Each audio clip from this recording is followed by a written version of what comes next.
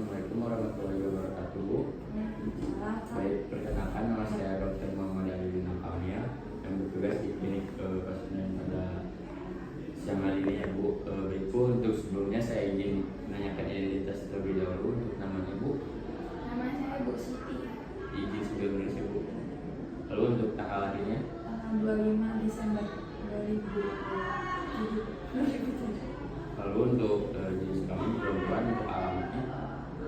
Di Jalan Sunda. Dan sebenarnya lalu untuk pendidikannya Bu? Saya S1.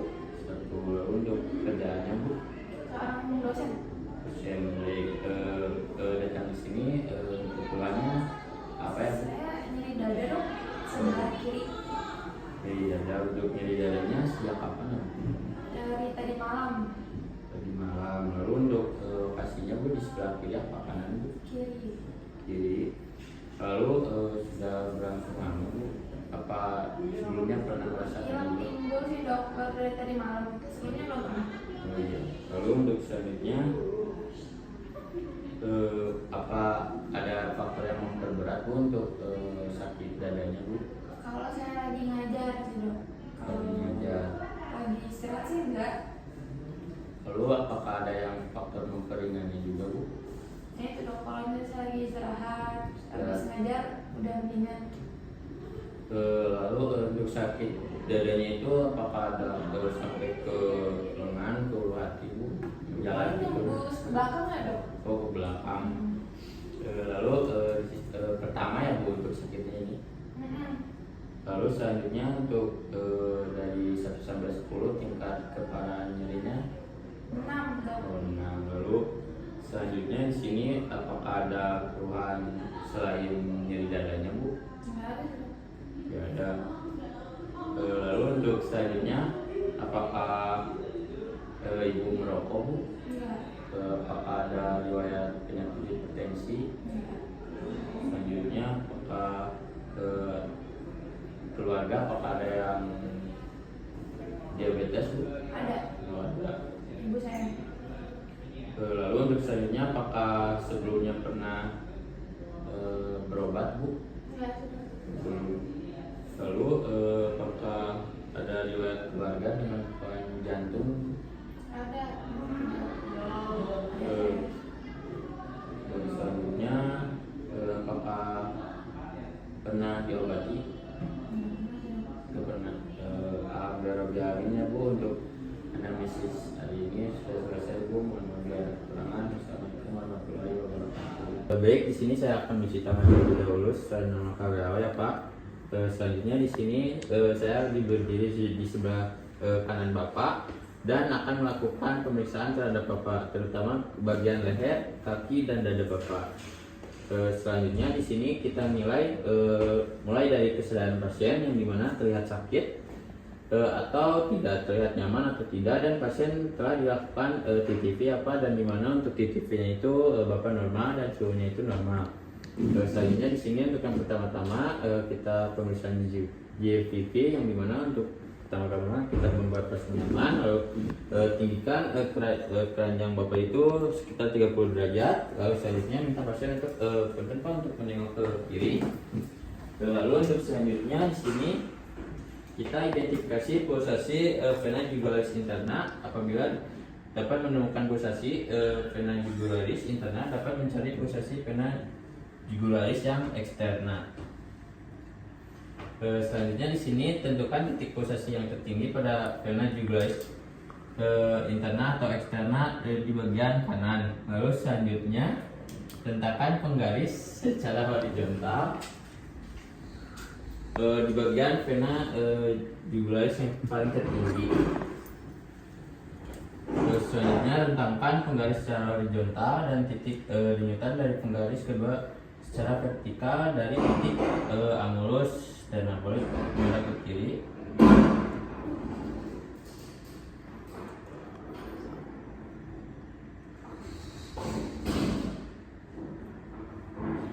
Lalu untuk selanjutnya di sini sudah selesai, yang dimana ukur jarak vertikal dalam cm di atas sudut dada tempat rendah horizontal melintasi penggaris.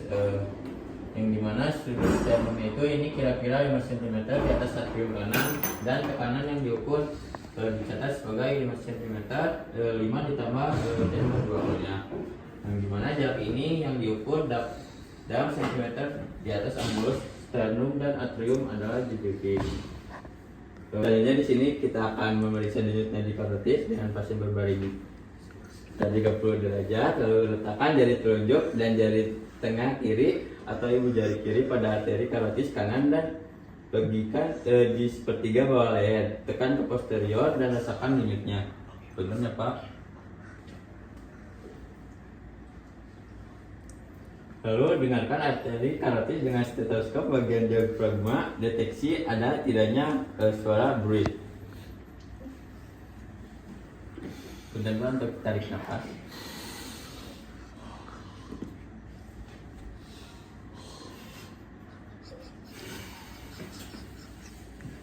Boleh Pak. Lalu untuk selanjutnya pemeriksaan tidak ada suara yang abnormal ya Pak, tidak ada breath. Lalu di sini selanjutnya untuk pemeriksaan arteri brachialis, untuk lengan pasien diistirahatkan dengan siku diluruskan dan telapak tangan menghadap ke atas, lalu gunakan jari telunjuk dan jari tengah untuk merasakan adanya denyut nadi atau tidak yang berlebihan. Lalu untuk selanjutnya di perkusi batas jantung, yang dimana untuk batas kanannya itu tentukan batas paruh hati. Kita perkusi sampai ketemu batas hati. Selanjutnya naik 1,5 igap, lalu ke media kiri sampai ditemukannya sonor keredup. Berarti di sini untuk batas kanan jantung Bapak. Lalu untuk di bagian batas kiri, yang dimana lanjutkan ke kiri sampai ditemukan perubahan redup sonor atau via ictus cordis teraba perkusi ke linea aksialis anterior kiri atau media kanan. Lalu untuk selanjutnya di sini untuk bagian batas atas pasien, yang dimana perkusi sepanjang linea pada sternalis kiri sampai ditemukannya perubahan dari sonor ke redup. Di sini untuk bagian batas atasnya.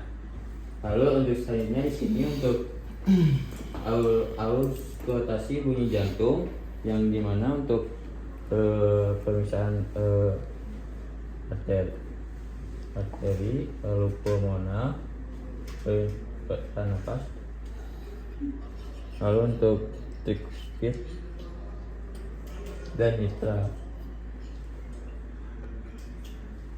Selanjutnya tidak ada ditemukannya suara S3 atau suara murmur. Ditemukannya adanya S1 dan S2, yang dimana itu bunyi normal. Untuk selanjutnya di sini untuk pemeriksaan ekstremitas, yang dimana untuk ekstremitas atas apakah ada edema atau tidak, atau tebing pinggir atau tidak. Lalu untuk selanjutnya di ekstremitas bawah kita lihat apakah ada edema atau tidak. Baik, tidak ditemukannya edema. Lalu alhamdulillah apa untuk pemeriksaan fisik ini sudah selesai ya Pak. Untuk menentukan diagnosis Bapak boleh untuk pemeriksaan penunjang lebih lanjut ya Pak. Apakah Bapak bersedia? Baik Pak, mohon maaf bila ada kekurangan. Wassalamualaikum warahmatullahi wabarakatuh.